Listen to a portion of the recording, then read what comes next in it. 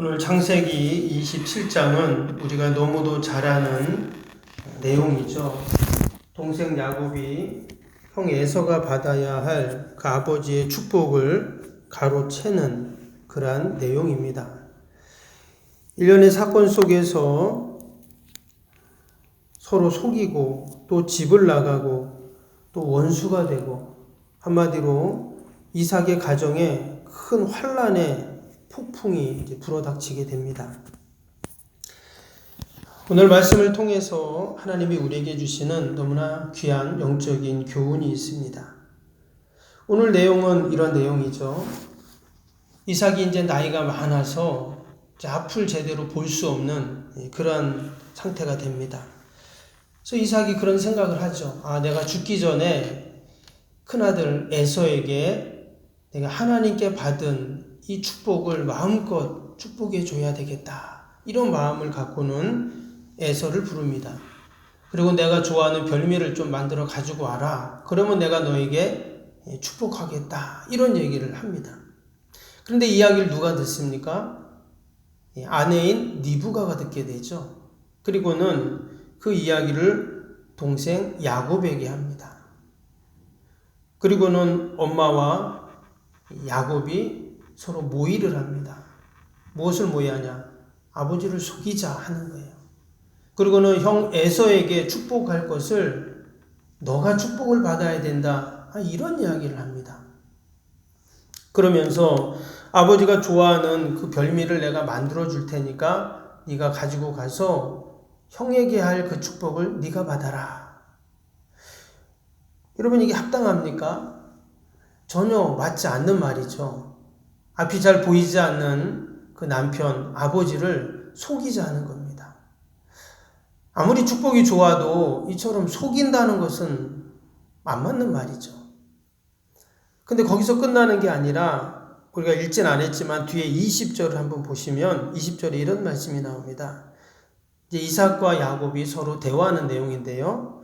20절 보시면 이삭이 그의 아들에게 이르되 내 아들아 내가 어떻게 이같이 속히 잡았느냐? 그가 이르되 아버지 하나님 여호와께서 나를 순조롭게 만나게 하셨음이니이다.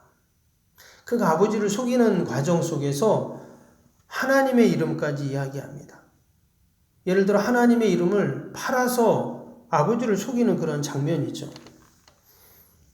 그리고는 이어서 이제 야곱이 맏아들 에서가 받아야 할 축복을 대신 받는 그런 내용이 나오고 이후로 에서가 집에 돌아와서 그 사실을 알게 되고는 통곡을 하게 됩니다.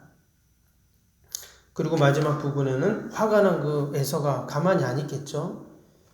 동생을 죽인다고 하니까 동생 야곱이 집에서 나와서 외삼촌 집으로 가는 내용이 오늘 27장의 내용입니다. 참 아이러니한 것은 이런 모든 일련의 과정 속에서 하나님이 아브라함에게 하신 그 언약이 그 믿음의 계보가 야곱을 통해서 이어진다라는 거예요. 마치 한편의 드라마 같은 연극 같은 그런 내용이죠. 우리가 여기서 한 가지 의문을 갖게 됩니다. 왜 하나님께서는 이런 거짓과 속임수라는 과정을 통해서 그 귀한 언약, 아브라함을 통해서 하나님이 시작하신 그 귀한 언약을 이루어 가시는가 하는 것입니다. 당연히 하나님이 그 리브가와 야곱에게 거짓말을 하게 하신 것은 아니죠. 이것은 인간의 허물입니다. 그들의 실수이고 그들의 잘못이지 하나님이 리브가와 야곱에게 아버지 또 남편에게 거짓말해라 이렇게 한 게 아니었죠. 그럼에도 불구하고 하나님은 야곱에게 그 언약의 약속과 믿음의 계보를 이어가신다라는 것입니다. 나중에 이삭이 그 내용을 알게 되죠. 에서가 와가지고 이게 무슨 일이냐 하고 그때서 이제 아버지는 알게 됩니다. 그때 이삭이 어떻게 하냐면요. 밑에 33절에 이런 말씀이 나옵니다. 이삭이 심히 크게 떨며 이르되 이렇게 나왔어요. 원어 성경에는 어떻게 해석되어 있냐면 몸을 가누지 못할 정도로 그가 몸과 마음이 흔들렸다 이렇게 돼요. 한마디로 지금 엄청난 일이 생긴 겁니다. 형에게 주어야 할 그 장자의 축복권을 동생에게 했으니 당연히 이삭은 깜짝 놀란 것이죠. 그리고 또 학자들은 이 부분을 해석할 때 이삭이 이처럼 놀라고 깜짝 놀란 이유 중에 하나가 뭐냐면 그 옛날 하나님께서 그 25장에 나왔었죠. 하나님께서 그 리브가의 뱃속에 있을 때 그 복중에 있을 때부터 두 민족이 나눈다 그랬고 또 저 민족이 저 민족보다 더 강하다고 했고 큰 자가 어린 자를 섬긴다 하신 그 하나님의 말씀을 기억하게 된 거죠. 즉 이삭이 그 하나님의 말씀을 잊고 살았다는 것입니다. 어제도 지난주에도 말씀을 드린 것처럼 겉으로 보기에는 분명 에서가 더 믿음의 계보를 이어가고 또 하나님의 뜻을 이어가기에 좋아 보입니다. 덩치도 좋고 사냥꾼이고 용기도 있고 리더십도 있고 그가 한 민족을 이루어갈 그러한 조상처럼 보이죠. 그러나 하나님께서는 에서가 아니라 누구라고요? 야곱을 통해서 한 민족을 이루십니다. 그래서 야곱이 이제 12아들을 낳게 되고 그 12아들이 이스라엘 12지파가 되고 그 야곱이 이스라엘이 되는 그래서 야곱을 통해서 한 민족이 이루어지고 열방으로 퍼져가는 그 믿음의 계보들이 이루어지게 됩니다. 그런데 그 시작이 오늘 어땠다고요? 이러한 인간의 실수와 연약함과 부족함 가운데 이 모든 일들이 이루어지게 되었다라는 것입니다. 우리가 이 말씀을 통해서 참 하나님의 구원의 역사는 참으로 희한하다. 하나님이 하시는 일은 인간이 다 측량할 수 없구나 하는 것을 우리는 알게 됩니다. 근데 한 가지 중요한 것은 뭡니까? 늘 하나님은 말씀 위에서 하나님의 역사들이 이루어진다는 거예요. 먼저 뭐가 있었습니까? 하나님의 말씀이 있어요. 그리고 아무리 인간의 실수와 연약함과 부족함이 있어도 그 말씀 가운데 하나님의 구원의 역사들은 계속 이루어진다라는 것입니다.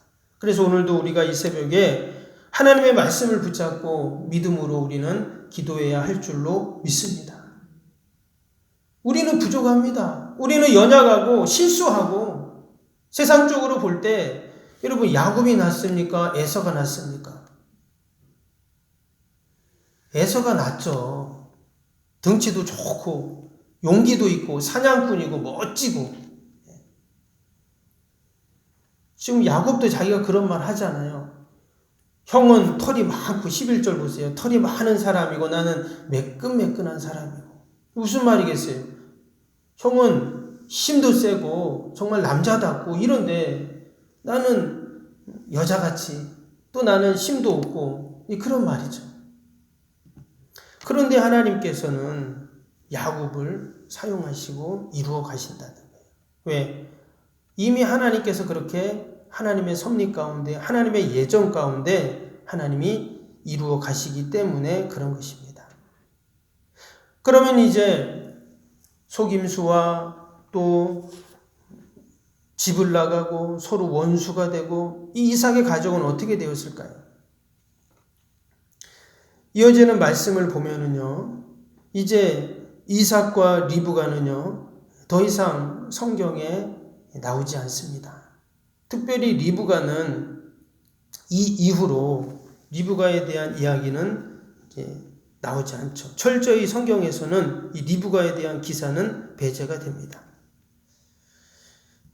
나중에 49장에 보면 이제 아브라함이 묻혔던 막벨라굴에 그렇게 이제 묻히게 되죠. 그러면 형을 속였던 야곱은 어떻게 되었을까요? 그가 믿음의 계보를 이어가고 또 하나님의 언약의 축복을 받았지만 그의 삶도 결코 순탄하지 않았습니다. 하나님의 말씀을 인간적인 힘으로, 인간적인 방법으로 해결하려고 이루려고 했던 그의 인생은 무려 20년 동안 타향살이를 해야 하고 외삼촌 라반에게로부터 10번이나 사기를 당하는 그런 일을 경험하게 됩니다. 마치 그가 형과 아버지를 속인 것을 그의 인생에 살면서 10번이나 속임을 당하는, 나중에는 그의 자식들에게까지 속임을 당하는 그런 아픔을 그는 겪게 됩니다. 어찌 보면 엄마가 자기에게 그렇게 하라고 해서 자기는 한 거죠. 그런데 그 또한 그런 세상적인 인간적인 방법으로 해결하라고 하니 이러한 인생의 어려움들을 그는 겪을 수밖에 없었던 것이죠. 여러분, 하나님의 택한 백성들, 구원의 백성들은 어떻습니까? 늘 하나님의 약속의 말씀을 붙잡고 그 말씀을 따라가야 합니다. 하나님의 말씀을 내려놓고 세상의 방법을 붙잡을 때 그 인생이 복잡하고 꼬이게 되는 것이죠. 야곱은 자신의 죄로 인하여 많은 마음고생을 하게 됩니다. 더 큰 하나님의 풍성한 은혜와 그 복을 경험하지 못한다는 거예요. 그럼에도 불구하고 하나님께서는 하나님의 말씀대로 그 야곱을 통해 때로는 부족하고 연약하고 또 아버지도 속이는 그러한 일도 있었지만, 그러나 하나님은 여전히 그를 통해서 하나님의 구원의 역사를 이루어 가셨습니다.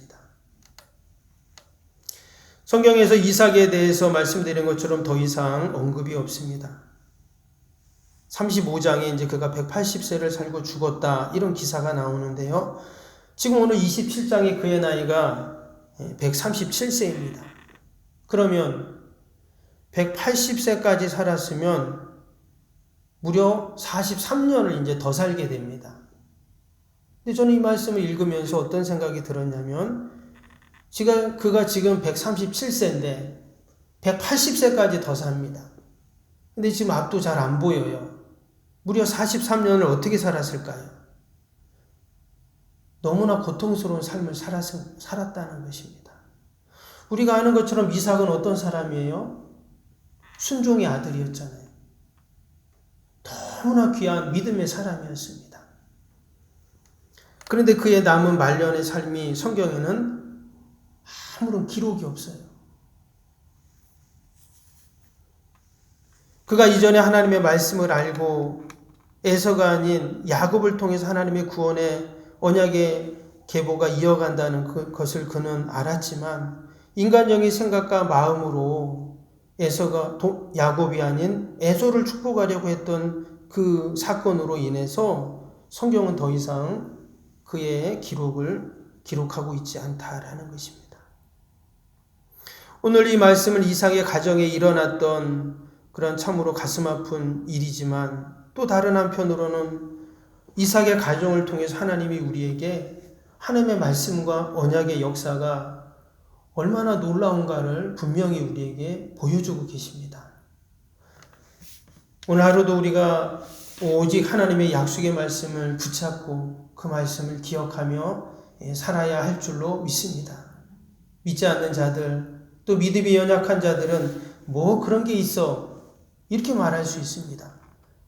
그런데 우리가 우리 인생을 살아보면 분명 하나님의 말씀대로 이루어지는구나 하는 것을 우리는 알게 됩니다. 오늘도 저와 여러분들이 늘 말씀 붙잡고 믿음으로 승리하는 복된 하루, 은혜 하루가 되기를 주님의 이름으로 축복합니다. 기도하겠습니다.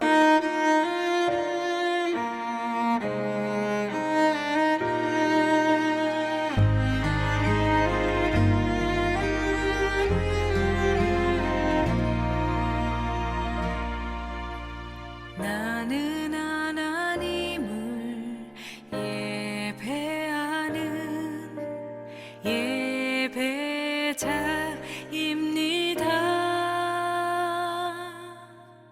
내가 서 있는 곳 어디서나 하나님을 예배합니다. 나는 하나님을 예배하는 예배자입니다.